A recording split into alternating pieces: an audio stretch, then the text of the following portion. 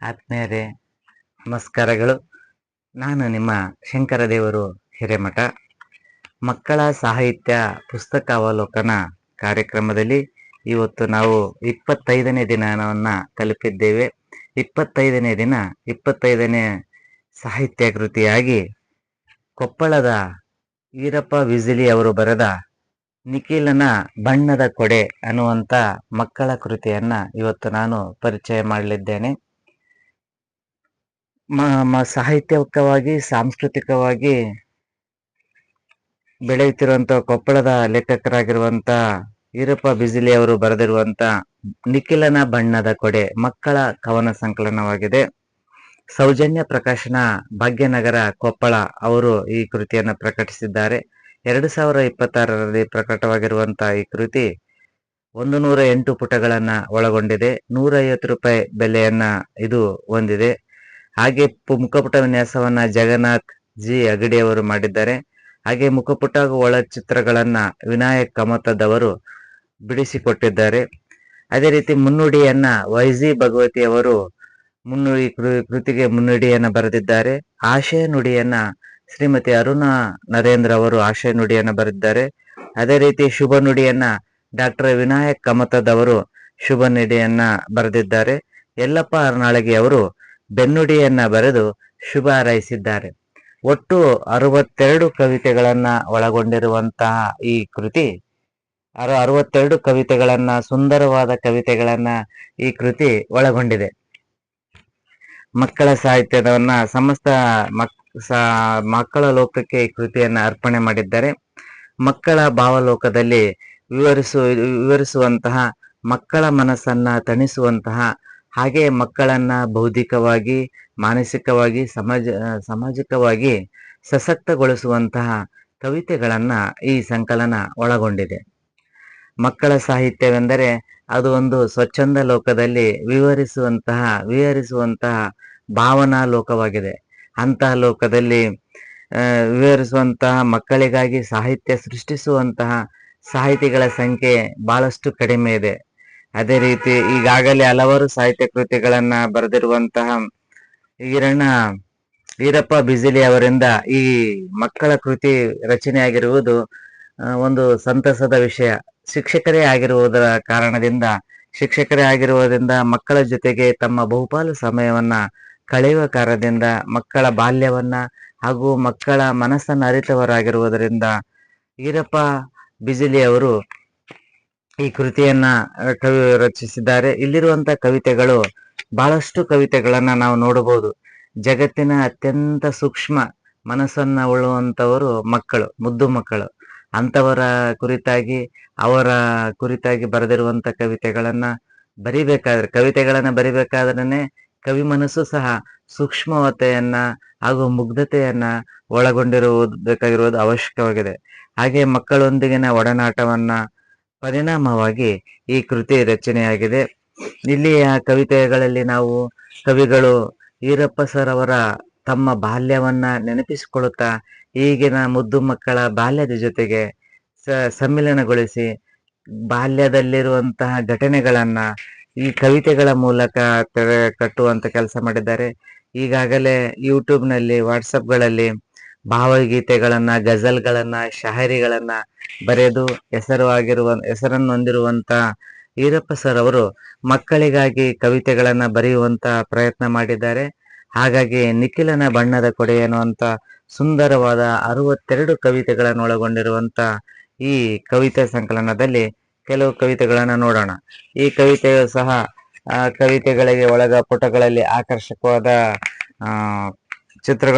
ರೇಖಾಚಿತ್ರಗಳನ್ನ ಬಿಡಿಸಿದ್ದಾರೆ ಶ್ರೀ ವಿನಾಯಕ್ ಕಮತದ್ ಸರ್ ಅವರು. ಚಂದಿರ ಸುಂದರ ಅನ್ನುವಂತ ಒಂದು ಕವಿತೆಯಲ್ಲಿ, ಅಮ್ಮ ನೋಡು ಚಂದಿರ ನೋಡಲವನು ಸುಂದರ, ಬೆಳ್ಳಿ ತಟ್ಟೆ ಬಾನೆಗೆ ಹಾಲಿನ ಬೆಳಕು ಭೂಮಿಗೆ, ಚಂದಮಾಮ ಬಂದನು ಮನೆಗೆ ತಂಪು ತಂದನು, ಅಮ್ಮ ಕೂಗು ಎಂದನು ಊಟ ಮಾಡಿಸೆಂದನು, ರವಿ ಓಡಿ ಬಾ ನೀನು ಊಟ ಮಾಡು ಬಾ, ನನ್ನ ಜೊತೆ ಆಡು ಬಾ ನಕ್ಕೆ ನಗಿಸು ಓಡಿ ಬಾ. ನಾವು ಬಹಳಷ್ಟು ಮಕ್ಕಳ ಕವಿತೆಗಳನ್ನ, ಚಂದ್ರನ ಬಗ್ಗೆ ಕುರಿತಾಗಿರುವಂತ ಬಹಳಷ್ಟು ಕವಿತೆಗಳನ್ನ ನಾವು ಕಾಣಬಹುದು. ಇಲ್ಲಿಯೂ ಸಹ ಚಂದ್ರನನ್ನ ಬೆಳ್ಳಿಯ ತಟ್ಟೆ ಅನ್ನುವಂತ ರೀತಿಯಾಗಿ ಕವಿಗಳು ಚಂದ್ರನಿಗೆ ಕರೆದಿದ್ದಾರೆ. ಅಂದ್ರೆ ಬಾನಿನಲ್ಲಿರುವಂತಹ ಬೆಳ್ಳಿಯ ತಟ್ಟೆ ಚಂದಿರ, ಅವನು ನನ್ನ ಜೊತೆಗೆ ಊಟಕ್ಕೆ ಬಾ ಅನ್ನುವಂತ, ಅಮ್ಮ ನೋಡು ಎಷ್ಟು ಚಂದ್ರ ಸುಂದರ ಕಾಣ್ತಾನ, ಬಾನಿಗೆ ತೇಲುವಂತ ಬೆಳ್ಳಿಯ ತಟ್ಟೆ ಆಗಿದ್ದಾನೆ, ಎಷ್ಟು ತಂಪನ್ನು ಹೊಂದಿದ್ದಾನೆ, ಬೆಳ್ಳಗಿದ್ದಾನೆ, ಅವನನ್ನು ಸಹ ಊಟಕ್ಕೆ ಕರೆಯುವಂತ ಪ್ರಯತ್ನವನ್ನ ಮಾಡಿದ್ದಾರೆ. ಚಂದಿರ ಒಂದು ಸೋಜಿಗ, ಮಕ್ಕಳ ಲೋಕಕ್ಕೆ ಒಂದು ಸೋಜಿಗ ಆಗಿರುವಂತ ಚಂದ್ರನ ಕುರಿತು ಒಂದು ವರ್ಣನಾತ್ಮಕವಾಗಿರುವಂತ ಕವಿತೆಯನ್ನ ಕವಿಗಳಲ್ಲಿ ರಚಿಸಿದ್ದಾರೆ. ಅದೇ ರೀತಿ ನನ್ನ ಶಾಲೆ ಅನ್ನುವಂಥದ್ದು, ನನ್ನ ಶಾಲೆ ಪುಟ್ಟ ಶಾಲೆ, ಚಿಕ್ಕ ಚೊಕ್ಕ ಶಾಲೆಯು, ಬಣ್ಣ ಬಣ್ಣ ಹೂವ ತೋಟ ತುಂಬಿಕೊಂಡ ಶಾಲೆಯು, ಪದ್ಯ ಗದ್ಯ ಜೊತೆಗೆ ಮಗ್ಗಿ ಕಲಿಸೋ ಪಾಠ ಶಾಲೆಯು, ಸತ್ಯ ಧರ್ಮ ನ್ಯಾಯ ನೀತಿ ಹೇಳಿಕೊಡುವ ಶಾಲೆಯು, ಕ್ಷೀರ ಭಾಗ್ಯ ಅನ್ನ ಭಾಗ್ಯ ಜ್ಞಾನ ಜ್ಯೋತಿ ಶಾಲೆಯು, ಶೂರ ಧೀರ ವೀರ ಕಳೆಗಳ ಕತೆ ಹೇಳ ಶಾಲೆಯು, ವರ್ಣಮಾಲೆ ಜಗದ ಲೀಲೆ ಅಚ್ಚುವತ್ತು ಶಾಲೆಯು, ವರ್ಣಭೇದ ದಮನ ಮಾಡು ಸರ್ವ ಕುಲದ ಶಾಲೆಯು. ಶಾಲೆಯ ಕುರಿತಾಗಿ ಇರುವಂತ ಒಂದು ಸುಂದರವಾದ ಕವಿತೆ. ಈ ಕವಿತೆಯಲ್ಲಿ ನಾವು ನೋಡಬಹುದು, ಶಾಲೆ ಒಂದು ಕೇವಲ ಪಾಠವನ್ನ ಹೇಳುವಂತಹ ಶಾಲೆ ಉಳಿದಿಲ್ಲ.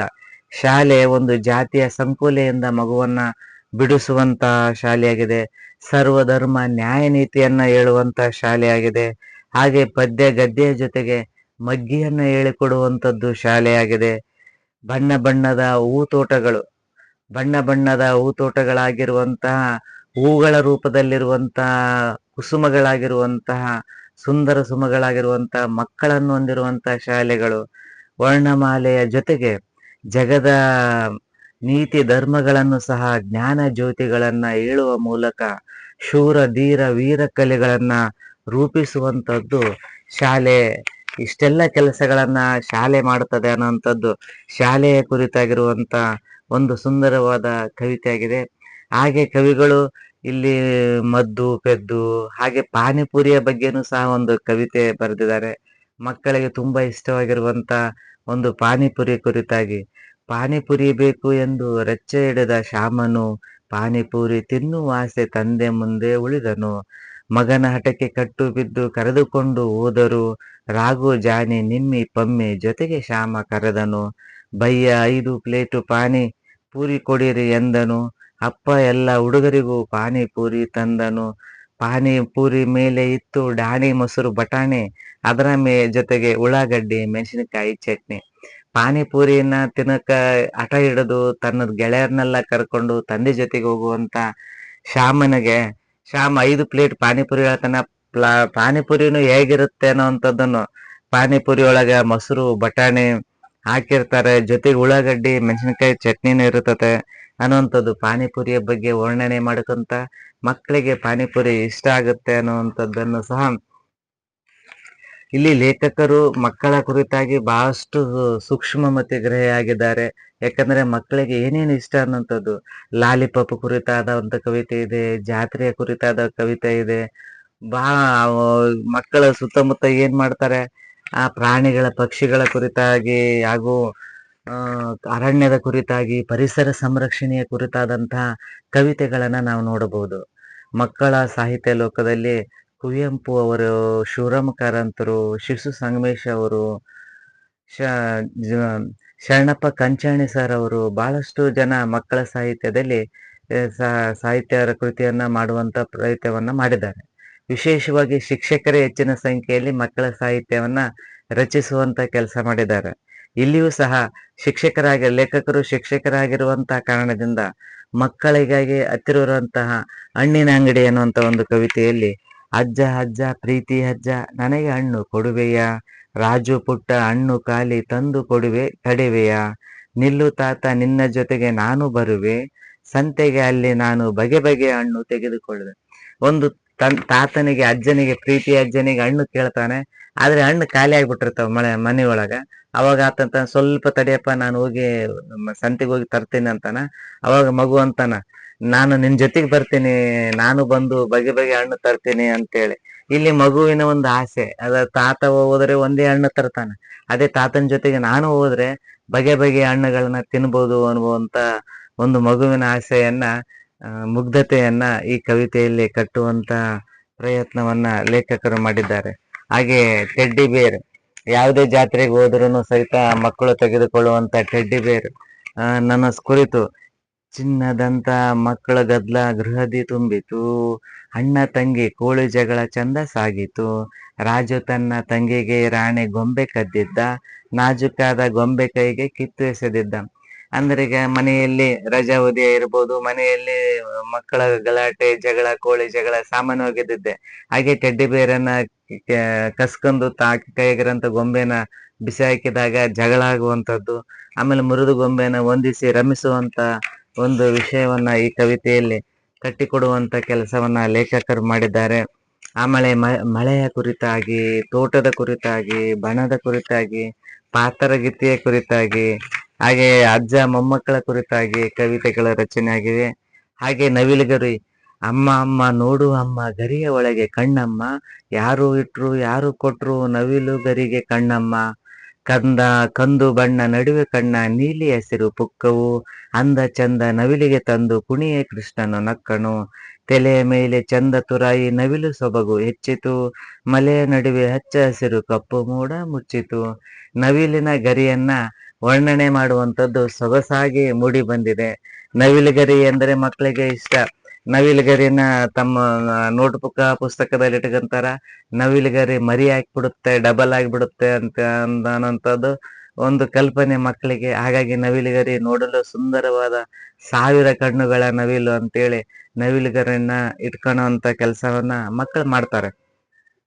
ಹಾಗೆ ಶೀರ್ಷಿಕೆ ಗೀತೆಯಾಗಿರುವಂತ ನಿಖಿಲನ ಬಣ್ಣದ ಕೊಡೆ ಅನ್ನುವಂಥದ್ದು, ಅಪ್ಪ ಕೊಡಿಸಿದ ಬಣ್ಣದ ಕೊಡೆಯನ್ನು ನಿಖಿಲನು ಬಿಂಕದಿ ಹಿಡಿದಿಯನು, ಒಪ್ಪನು ಯಾರು ಮುಟ್ಟಲು ಹೋದರು ಕೈಯ ಕೊಸರುವನು, ಯಾರು ಇಲ್ಲವೂ ಇಂತಹ ಕೊಡೆಯನ್ನು ಹರ್ಷದೆ ಮೇಲಕ್ಕೆ ಬಿಚ್ಚುವನು, ಹರಳಲು ಛತ್ರಿಯು ಹೂವಿನ ತೆರೆದಿ ಮನದಲ್ಲಿ ಹಿಗ್ಗುತ್ತ ಮೆಚ್ಚುವನು. ಇದು ಒಂದು ಬಣ್ಣದ ಕೊಡೆಯನ್ನ ತೆಗೆದು ಬಂದು ಮಕ್ಕಳು ಯಾವುದೇ ಒಂದು ಸಾಮಾನು ತಗೊಂಬಂದಾಗೂ ಸಹಿತ ಯಾರಿಗೂ ಮುಟ್ಟಕ್ಕೆ ಬಿಡೋದಿಲ್ಲ. ತಾವೊಬ್ಬರೇ ಮುಟ್ಕೊಂತ ತಾವೊಬ್ಬರೇ ಹಿಡ್ಕೊಂಡು ಹೋಗ್ತಾ ಇರ್ತಾರೆ. ಆಮೇಲೆ ಅಂತಲ್ಲಿ ಇಂಥದೈತೆ ಅನ್ನೋಂಥದ್ದು. ಬಣ್ಣದ ತಗಡಿನ ತುತ್ತೂರಿ ಅನ್ನುವಂಥದ್ದು, ಕಾಸಿಗೆ ಕೊಂಡನು ಕಸ್ತೂರಿ ಅನ್ನೋಂಥ ಕವಿತೆಯ ರೀತಿಯಾಗಿ ಕಥನ ಕವನವಾಗಿರುವಂತ ಇದು ಒಂದು ಕೊಡೆಯನ್ನ ಛತ್ರಿಯನ್ನ ತೆಗೆದುಕೊಂಡಿರ್ತಾನೆ ನಿಖಿಲ್, ಅದನ್ನ ಯಾರಿಗೂ ಮುಟ್ಟಕ್ ಬಿಡಲ್ಲ, ತಾನೇ ತಗಂದು ಅಡ್ಡಾಡ್ತಿರ್ತಾನೆ. ಆಮೇಲೆ ನನ್ನಂತ ಗೊತ್ತಿದೆ ಛತ್ರಿ ಅರ್ಥಲೇನು ಇಲ್ಲ ಅಂತೇಳಿ ಓಣಿ ಒಳಗ ಬೀದಿ ಒಳಗ ಎಲ್ಲ ಕಡೆ ಅಡ್ಡಾಡಿರ್ತಾನ. ಆದ್ರೆ ಬರ್ಬೇಕಾದ್ರೆ ಒಂದು ಜಾಲಿ ಗಿಡದ ಮುಳ್ಳು ಅದಕ್ಕೆ ಚುಚ್ಚಿ ಬಿಡುತ್ತ. ಅವಾಗ ಏನಾಗ್ತಾನೆ, ಅದು ಹರಿದೋಗುತ್ತ. ಅವಾಗ ಹತ್ಕಂತ ನಿಂತು ಬಿಡ್ತಾನ ನಡು ರಸ್ತೆಯಾಗ. ಆಮೇಲೆ ಗಾಳಿ ಬರ್ತಾ, ಗಾಳಿ ಹೋದಾಗ ಅದು ಸಿಕ್ಕಂದು ಹರಿದು ಹೋಗ್ಬಿಡುತ್ತೆ. ಆಮೇಲೆ ಗಾಳಿ ಜೋರು ಬೀಸುತ್ತ. ಅವಾಗ ಅವನಿಗೆ ನಿಖಿಲನಿಗೆ ಬಹಳಷ್ಟು ಸಿಟ್ಟಾಗುತ್ತೆ, ಹಲ್ಲು ಕಡ್ಕಂತಾನ. ಆದನ್ನು ಕೊನೆಗೆ ಅವನಿಗೆ ತನ್ನ ತಪ್ಪಿನ ಅರಿವಾಗಿ ಆ ರೀತಿ ವರ್ತಿಸಬಾರ್ದಿತ್ತು ಎಲ್ಲರ ಜೊತೆಗೆ ಅನ್ನೋಂತ ಭಾವ ಮಕ್ಕಳಿಗೆ ಬರುತ್ತೆ. ಮಕ್ಕಳು ಬೇಗ ಕೋಪಗೊಳ್ಳುತ್ತಾರೆ. ಹಾಗೆ ತಮ್ಮ ತಪ್ಪಿನ ಅರಿವನ್ನ ತಿದ್ದಿಕೊಳ್ಳುವಂತ ಸ್ವಭಾವವನ್ನ ಮಕ್ಕಳು ಹೊಂದಿರ್ತಾರೆ. ಅದೇ ರೀತಿ ಹಾವು ಏಣಿ ಆಟ ಅನ್ನುವಂಥದ್ದು, ಆ ಅಜ್ಜ ಕಥೆಯ ಸಾಕು ಆಟವಾಡುವ ಬೇಕೆನಿಸಿದೆ, ತುಂಬ ಮಜವ ಕೊಡುವ ಆಟ ಮನವು ಕಲಿಯ ಬೇಕೆನಿಸಿದೆ, ಜಾಣ ಮಗುವೆ ನಿನ್ನ ನಗುವೆ ನನ್ನೇ ಮನವು ಬಯಸುತ್ತಿದೆ, ಬದುಕಿಗೊಂದು ನೀತಿ ಹೇಳು ಹಾವು ಏಣೆ ಕಲಿವೆಯ. ಅಂದ್ರೆ ಹಾವು ಏಣೆ ಆಟ ಕುರಿತಾಗಿ, ಅಂದ್ರೆ ಜೀವನದಲ್ಲಿ ಏಳು ಬೀಳು ಸಾಮಾನ್ಯ, ಗೆಲುವು ಸೋಲು ಸಾಮಾನ್ಯ ಅನ್ನುವಂತ ಅರ್ಥದಲ್ಲಿ ಹಾಗೂ ಆ ಮಹತ್ವವನ್ನು ತಿಳಿಸುವ ನಿಟ್ಟಿನಲ್ಲಿ ಹಾವು ಏಣಿ ಆಟ ಅಂದ್ರೆ ನನಗೆ ಕತೆ ಕೇಳಿ ಕೇಳಿ ಸಾಕಾಗಿದೆ, ಆಟ ಆಡೋಣ ಬಾ ಅಂತೇಳಿ ಅಜ್ಜನ ಕರೆದುಕೊಂಡು ಹಾವು ಏಣಿ ಆಟ ಆಡುವಂತ ಮಗುವನ್ನ ಇಲ್ಲಿ ಕಥೆಯನ್ನ ಹೊಂದಿದೆ. ದಂತದ ಗೊಂಬೆ, ಪುಟಾಣಿ ರೈತ, ಚಡ್ಡಿ ದೋಸ್ತ, ಮರಕೋತಿ ಆಟ, ಹೀಗೆ ಹಲವಾರು ಕವಿತೆಗಳನ್ನ, ಸುಂದರವಾದ ಕವಿತೆಗಳನ್ನ ನಾವು ಈ ಸಂಕಲನದಲ್ಲಿ ನೋಡಬಹುದು. ಈಗಾಗಲೇ ಲೇಖಕರು ಶ್ವೇತ ಹೃದಯ, ಮುಗಿಲ ಸಂಚಲನ ಅನ್ನುವಂತ ಕವಿತೆಗಳನ್ನ ರಚಿಸಿದ್ದಾರೆ. ಇದು ಅವರ ಮೊದಲ ಮಕ್ಕಳ ಸಾಹಿತ್ಯ ಕೃತಿಯಾಗಿದೆ. ಇದರೊಳಗಿರುವಂತ ಕವಿತೆಗಳು ಸುಂದರವಾಗಿ ಮಕ್ಕಳಿಗೆ ಇಷ್ಟವಾಗುವಂತ ಕವಿತೆಗಳನ್ನ ರಚಿಸುವ ಮೂಲಕ ಮಕ್ಕಳ ಸಾಹಿತ್ಯ ಲೋಕವನ್ನ ಪ್ರವೇಶ ಮಾಡಿರುವಂತಹ ಈರಪ್ಪ ಬಿಜ್ಲಿ ಸರ್ ಅವರಿಗೆ ಮತ್ತೊಮ್ಮೆ ಅಭಿನಂದನೆಗಳನ್ನು ಸಲ್ಲಿಸ್ತಾ, ಆತ್ಮೀಯ ಮಕ್ಕಳ ಸಾಹಿತ್ಯ ಪ್ರೇಮಿಗಳೇ, ತಾವುಗಳೆಲ್ಲರೂ ಸಹಿತ ಮಕ್ಕಳ ಸಾಹಿತ್ಯ ಕೃತಿಗಳನ್ನ ಕೊಂಡು ಓದುವ ಮೂಲಕ, ಹಾಗೆ ವಿಶೇಷ ಸಂದರ್ಭಗಳಲ್ಲಿ, ವಾರ್ಷಿಕೋತ್ಸವ ಸಂದರ್ಭದಲ್ಲಿ, ಮಕ್ಕಳ ಹುಟ್ಟುಹಬ್ಬದ ಸಂದರ್ಭಗಳಲ್ಲಿ ಮಕ್ಕಳ ಸಾಹಿತ್ಯ ಕೃತಿಗಳನ್ನ ಕೊಂಡು ಅವರಿಗೆ ಕೊಟ್ಟು ಅವರಿಂದ ಮಕ್ಕಳ ಸಾಹಿತ್ಯ ಕೃತಿಯನ್ನು ಓದಿಸುವಂತ ಕೆಲಸ ಮಾಡಬೇಕು. ಆ ಮೂಲಕ ಮಕ್ಕಳಲ್ಲಿ ಓದುವ ಅಭಿರುಚಿಯನ್ನ ಬೆಳೆಸುವ ಕೆಲಸವನ್ನ ತಾವೆಲ್ಲರೂ ಮಾಡ್ಬೇಕಂತ ಆಶಿಸ್ತಾ, ಇವತ್ತು 25ನೇ ದಿನ ನಾವು ಮಕ್ಕಳ ಸಾಹಿತ್ಯ ಅವಲೋಕನವನ್ನ ಮುಟ್ಟಿದ್ದೇವೆ. ಹಾಗೆ ತಾವೆಲ್ಲರೂ ಸಹ ಈ ಚಾನಲನ್ನ ಸಬ್ಸ್ಕ್ರೈಬ್ ಮಾಡುವ ಮೂಲಕ ಮಕ್ಕಳ ಸಾಹಿತ್ಯವನ್ನು ಪ್ರೋತ್ಸಾಹಿಸಬೇಕಂತ ತಮ್ಮಲ್ಲಿ ವಿನಂತಿಸ್ತೇನೆ. ಇವತ್ತಿನ ಪುಸ್ತಕ ಪರಿಚಯ ಕಾರ್ಯಕ್ರಮವನ್ನ ಈ ಕೃತಿಯೊಂದಿಗೆ ಮುಗಿಸ್ತಾ ಇದ್ದೇನೆ. ಧನ್ಯವಾದಗಳು.